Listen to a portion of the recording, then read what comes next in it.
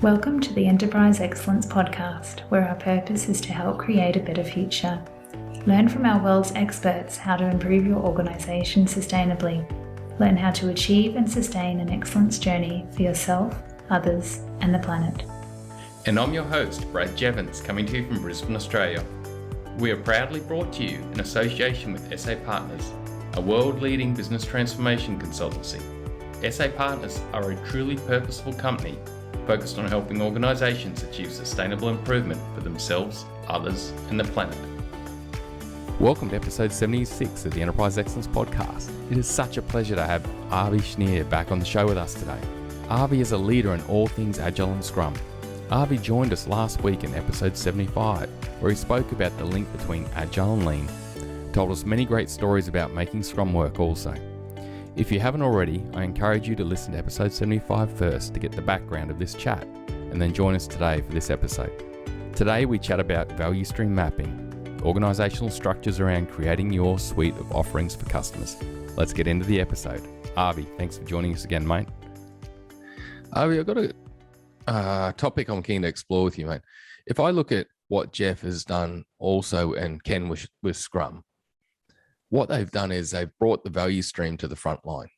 So for a factory looking to, implement Agile and Scrum, they're basically going to get this high performance value stream team right at the front line. This is where you get a machine, and rather than just have operators focused on the machine, you'll have the team, including operators, planners, and maintenance staff working as a Scrum team and just getting this absolute speed at agility and execution, which is unbelievable. It's like utopia. But the other thing I saw that really has come out of Scrum that takes it to a whole new level is actually getting faster at improvement. Like in many pure lean deployments, you'll have people, they'll come up with ideas, they'll float along, some will fall off the cliff, some won't happen, some will get done. There's no real time clocking. It just works its way through. We don't actually become more productive at continuous improvement. We don't actually improve how we improve. Whereas what Scrum does, it gets the value stream right to the front line and gets that absolute agility and speed through the whole team structure. But it actually creates this acceleration at how quickly we improve and make things better and better and better. That's unbelievable. One of the things we have to realize is that Scrum takes lean to the next level. Everybody knows the word kaizen. Out there in Agile land who's listening to this thing, you all know what kaizen is, right? It's two Japanese kanji, ancient Chinese characters that mean change and good, right? I like to translate it as a change for the better. That's how I translate it. And that's what sits in our decks. And I've had lots of conversations about this when I was in Japan. But here's the deal. Scrum is not about kaizen as much as it is about kaikaku. Kaikaku is another Japanese word that rather than evolution refers to revolution. It's the large leap. But I want to explain it a bit here because we always talk about kaizen and not enough of us talk about kaikaku. Do you mind if I tell you a crazy philosophical side story? Please. Okay. So a lot of people don't know this. I'm going to give you another bit of wisdom. Very few people know. So Dr. Sutherland invented Scrum after finding Tibetan Buddhism, learning about it, reveling in it, understanding it, delving into the philosophy and the whole thing. A lot of people don't understand that Scrum is actually Buddhism for business. They don't know how to make that connection. I mean, you have to read a little bit on Buddhism and you'll kind of get it, right? Because think about it, even the retrospective, right? What's the whole thing of Buddhism, right? Sitting around and looking inside yourself as to how to get better all the time. Buddhism is a kaizen mindset. And all we did was bring it into business, right? That's what Dr. Sutherland did. He brought it into business, right? And he did it through the formal process of kaizen. Now, one of the big misnomers. I don't know if you have a lot of. So you said you have a lot of lean listeners, right? So they know a lot of Japanese terms. Yeah. So one of the wrong Japanese terms out there is the term hansei, which they think in lean world usually means reflection, but in Japanese, hansei is actually like when you're punishing a kid. And you're telling them, go to your room and think about it. That's hansei, not think about it to get better. Yeah. That's actually, it's weird when you go to Japan and you say that, they're all like hansei. That's like, wow. The word over there is, my room. Yeah, like literally, it's like you say that when you're punishing people. The real words that they use is furakairi, which means to look back, to look like literally like to look over your shoulder. That's furakairi is what the retrospective really is, not a method of hansei. Yeah. So the idea here is that, where does this all come from out of Buddhism? Let me get back to that, okay? Just that was a sidebar for your lean listeners and where these Japanese words come from and what they mean. But the idea here is that in Buddhism, there were two major schools, okay? In Japanese Buddhism, there is the Soto school and the Rinzai school. The Soto school is the school they call of gradual enlightenment. From Chan Buddhism in China became Zen in Japan. And these are the people that believe you got to sit still every day, do the practice, the zazen, the sitting, the chanting, whatever you think you got to do to reach enlightenment, okay? Contrast, the other school, which also existed in China, is called the Rinzai school, the school of sudden enlightenment. These are the people who believe that you'd be walking down the street and you see, it's like, you ever see that movie, American Beauty? Yeah. The plastic bag floats by at the end of the music and, hey, I got it, I'm enlightened. Yeah. That's a vision of the Rinzai school. Okay, why do I bring this up? It's the difference between kaizen and kaikaku, okay? Kaizen is sitting down, doing the practice every single day, thinking about how to get better, blah, blah, blah, blah, blah. The plastic bag, kaikaku, the Rinzai. That's what they call a flash of sudden enlightenment. This happens, but why is this important to discuss together? Okay, let's get to the chase. Here's the deal. The mistake is thinking that the two schools are opposite. It didn't happen in Japan, but it actually happened in Korea. I believe it was in the 13th century. A monk named Chinno created his own school, which synthesized the two together, where he stated the reason why they blend together is that by practicing every day, by doing kaizen every day, you are preparing the ground for kaikaku. And that's really why Scrum does things a little bit differently, and in my opinion, better than Lean. Yeah. Because what we're doing in Scrum is we're practicing constantly. We're doing that constant look for Kaizen. Because after a while, if you add up enough Kaizens, kaikaku. Yeah. And Scrum does that. There's another famous phrase from an American movie, chance favors the prepared mind.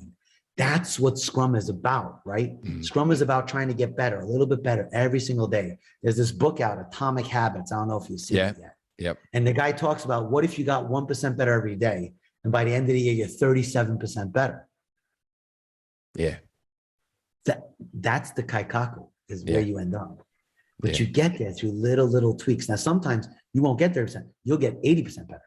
Because when you add up some of those, they make the revolutionary leap. Take a look at what phones looked like before the iPhone came out. And you'll see how they all look the same, a little bit, and boom, iPhone comes out, boom, revolution. All of a sudden, everyone's got one of these big, giant, crazy phones with, this thing's got, I got the Samsung Galaxy here, not trying to plug them, with the pen and this and that, all sorts of craziness. But all of that came out of a revolutionary leap.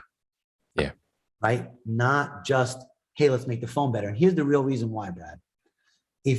Let's say, for example, we were making candles, okay? We're just making candles. We start off with a candle that we can't get to light.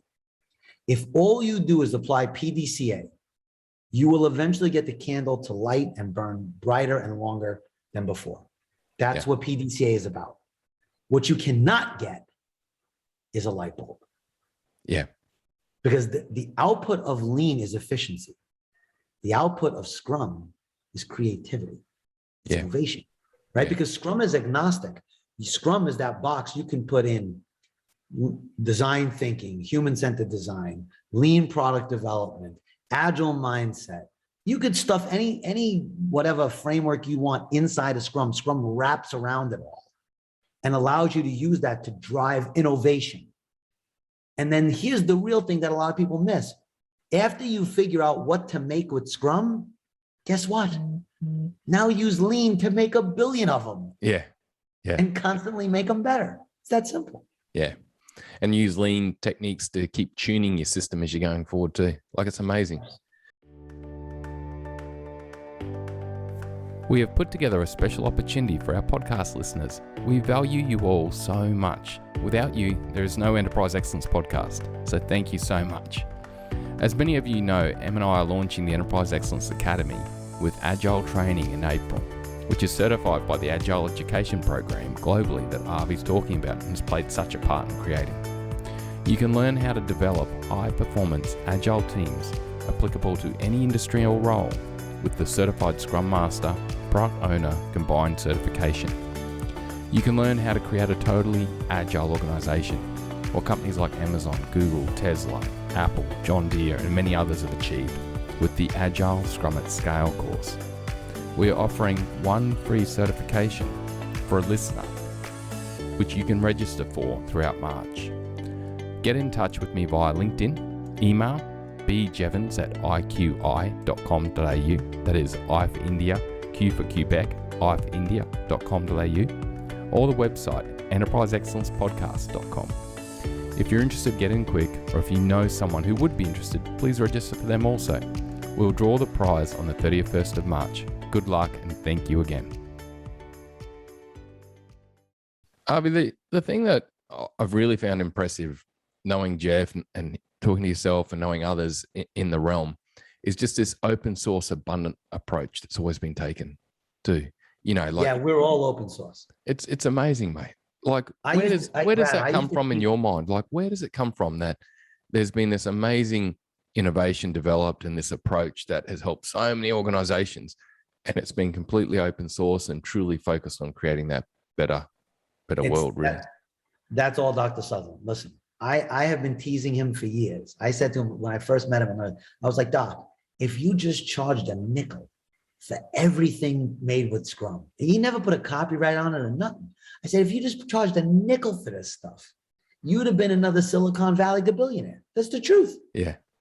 And you know what he told me? I'm telling you square, Brad. He said, Avi, that's never what it was about. It was about helping people make good stuff and have a good time doing it.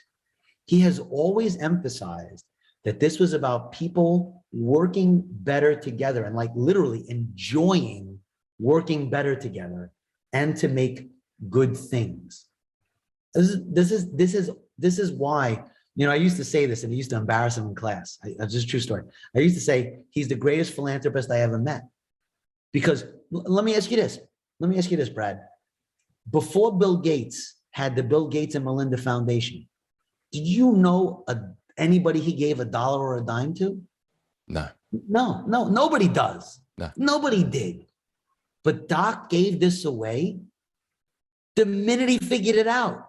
He figures it out. He gets together with Ken. They write the guide and they just start giving it out. They didn't even care. Yeah. It wasn't any Scrum training business back then. No. When they went to the Uppsala conference and spoke about it, they were trying to help people make better stuff and have a better time doing it. They weren't trying to invent a whole new business. They were too busy with the actual businesses that they were running. Yeah. Yeah. So it was never about money. Yeah. And that's why it was always open source. Yeah, it's impressive, isn't it? The root of it. Yeah. Yeah. And I know that a lot of my listeners will really, link with that, because the whole purpose of the show is just, sharing knowledge to create a better future. And I find that impressive. The first time I heard that, I was just like, wow, yeah, that's impressive. One of the most important things Dr. Sutherland's ever taught me is it's not just make stuff better, it's make stuff better together.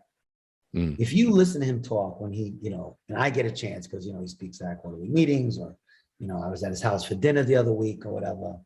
And when you speak to him, you will always find the passion for humanity that comes through. That he always talks about how, whether he's talking about solar panels and reducing dependency on oil, which is about getting rid of greenhouse gases and hopefully not destroying the planet faster. He's not talking about that because he's happy that he has solar panels on his roof, that he gets to sell electricity back to the state of Massachusetts, whoever makes, electricity. I mean, yeah, he's happy about that because he thinks it's hysterical that he gets to do that. But he's all about that because he's like, he's always like, why doesn't everybody have this? Why doesn't the government help everyone put solar panels on their roofs and make geothermal taps so you don't have to do this? That's what to him, that's what makes sense, because that's what's better for everyone. Not just better for Dr. Sutherland. Yeah.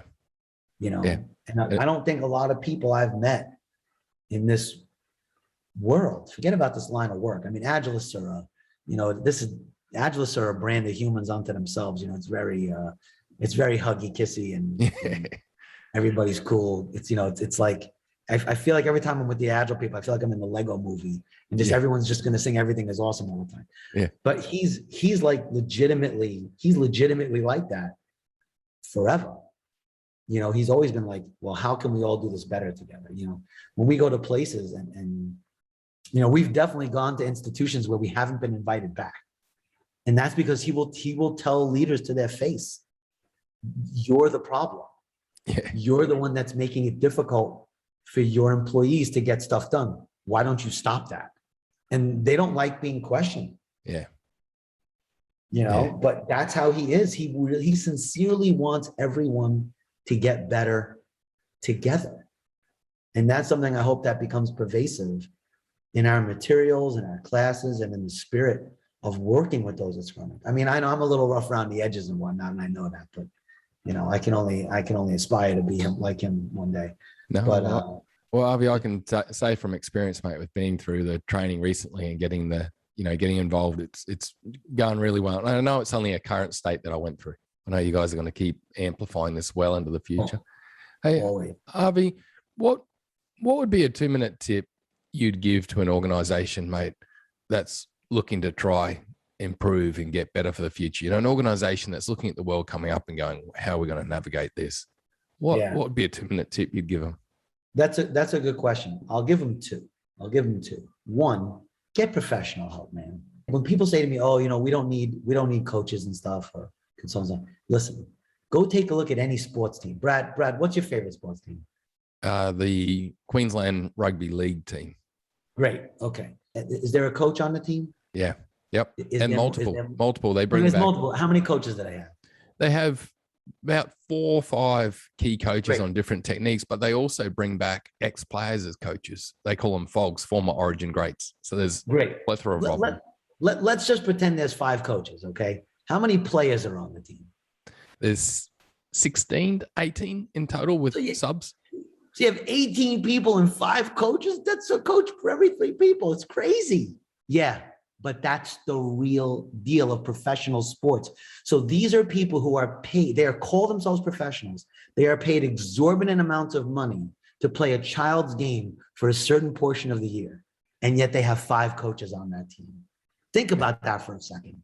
Now you want to go take a multi-billion-dollar business with tens of thousands of employees, and you want to read a 13-page guide, watch a 20-minute video on YouTube, and you think you know how to do this? Get the hell out of here. Yeah. Do yourselves a favor. Get professional help.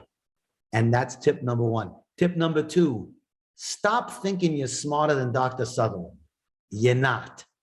You can't leave parts out. Mm-hmm. Yeah. You know, you'll hear about this other stuff people call it Scrum butt. When I was down in Australia, when I was down there working with one of your major banks, they called it Wagile. I loved it. Wagile is my favorite word for it. You can't leave parts out. You can't say, yeah, but we don't want to do the retrospective. We don't like talking about how we feel about the work, or, forget about backlog refinement. We'll just talk about it. No, you can't leave parts out.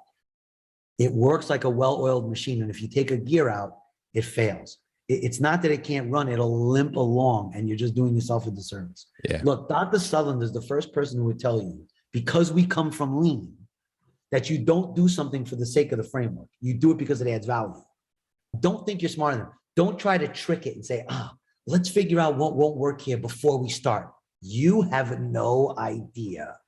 You think you know, and I'm telling you, you don't. Yeah. Do it orthodox. Do it the true Scrum way. Do it as it's written, as it should be done. Then figure out what piece doesn't work. And before you discard it, ask yourself this simple question. Is the reason why it's not working because we're not putting our best foot forward when we do it, because we're not putting our heart in it? Or is the reason why it doesn't work is because it actually doesn't work for us? And when you can answer that question honestly, and I mean honestly, then you can say, all right, you know what? We can toss that out. Yeah, that's great advice.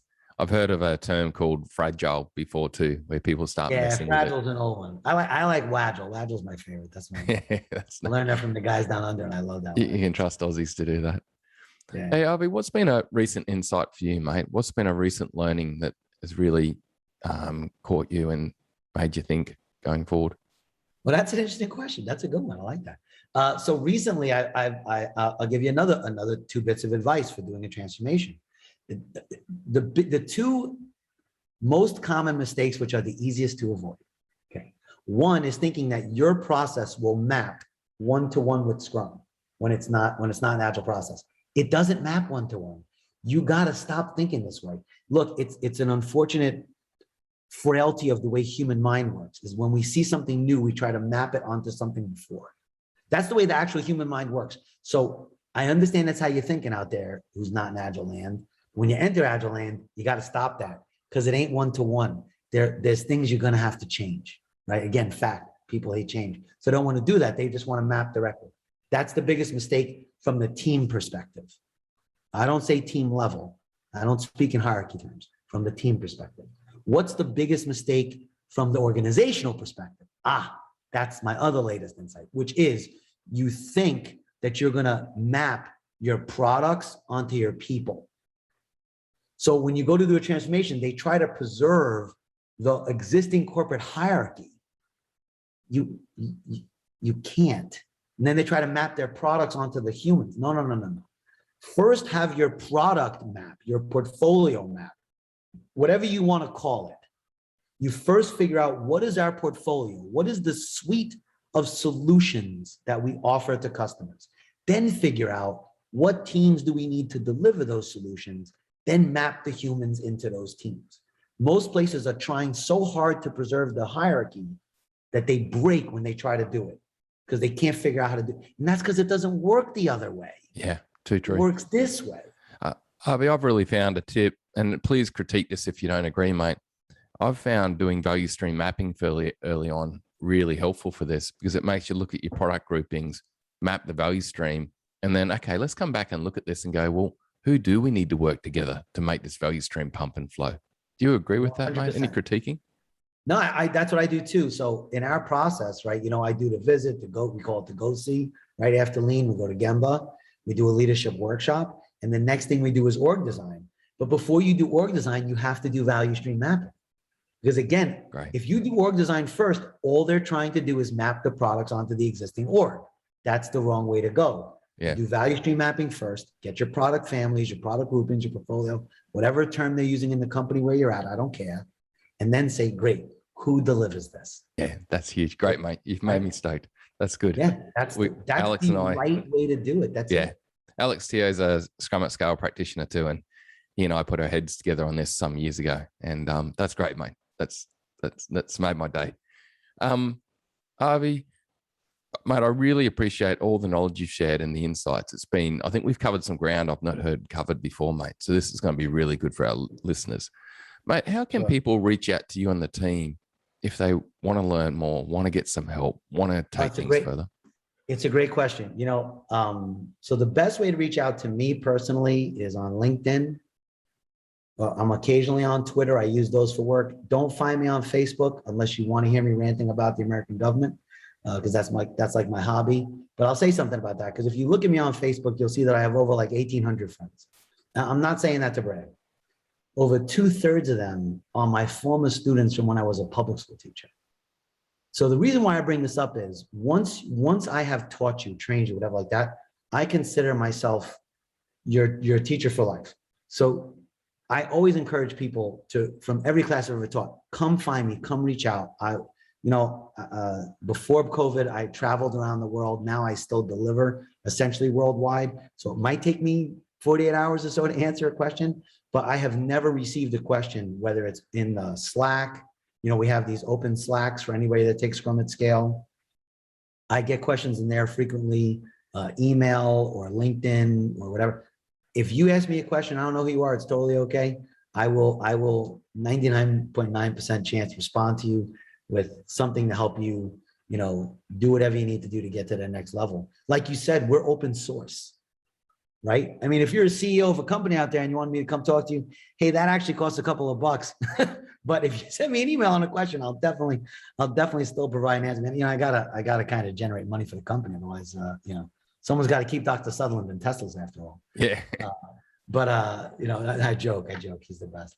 I definitely will answer any question people want to reach out. You can always look if you want professional help, like for an organization, go to the website, scrumming.com. They've got all sorts of forms to fill out, whether you're looking for transformation services or educational services. And if you want to participate in one of our educational products, a product owner, Scrum Master class, the newest one, product owner at scale or registered Agile coach, you can find them on the site, but we also have the Agile Education Program site, which is not just Scrum Inc., right? That's really dedicated to all of those folks like yourself who are trainers under our brand around the world. Because, Brad, I know you're in Australia and you stayed up really late for this interview. I sincerely appreciate it, because I know I've had to stay up late talking to Australia. So I do know what you're going through. But if you want to take a class in your own time zone, thankfully we have people literally in like almost every time zone around the world now. We've grown exponentially, and you can take a Scrum Inc., product owner, Scrum Master class anywhere with hundreds of great trainers that we have out there. And I don't know, because I helped to mint quite a few of them, and we only take the best of the best. So you should know, if you're getting into a class that's, powered by the Agile Education Program, you should know that you definitely have the best curriculum. That I can tell you because I helped develop it. And you definitely have an awesome trainer. And that I can tell you because of our screening process. Yeah, well, Avi, I can vouch for that because I've been through it. It was not easy. It was tough. You made us sweat. You made us learn. And I feel a better person off the back of it. I've improved and grown and continue to with the additional learning I'm into now. So thank you. Avi, mate, thanks for all the knowledge, the insights, and thanks for helping us create a better future, mate. We really appreciate it. Yeah, listen, anything we can do, let's just all try to get better together. You know what I'm saying? Too true. Thanks, mate. Thank you, Brad. What a great episode with Avi. And what an amazing career and amazing work he's doing with Jess Sutherland and the whole team right now. And I'm so pleased to be part of it. There were two key takeaways for me from this episode. Firstly, the links between Agile and Lean. Avi explained clearly the strong ties between Agile and Lean. They come from the same background and are so linked. This linking allows organisations the opportunity to draw on these two symbiotic models to achieve excellence within their own organisation, no matter what industry they're in, no matter what role they're in. Lean and Agile are ultimately about people, helping people improve for themselves, others, and the planet. People are people whether you work in IT, a hospital, a factory, sales, HR, marketing, you name it. As Avi mentioned, learn from this fantastic work that has helped so many organisations and people worldwide. Secondly is the duality of kaizen and kaikaku through Agile. Small continuous improvement every day and large innovative step change, which Agile's so renowned for. I run Scrum within my own business as well as helping other organisations.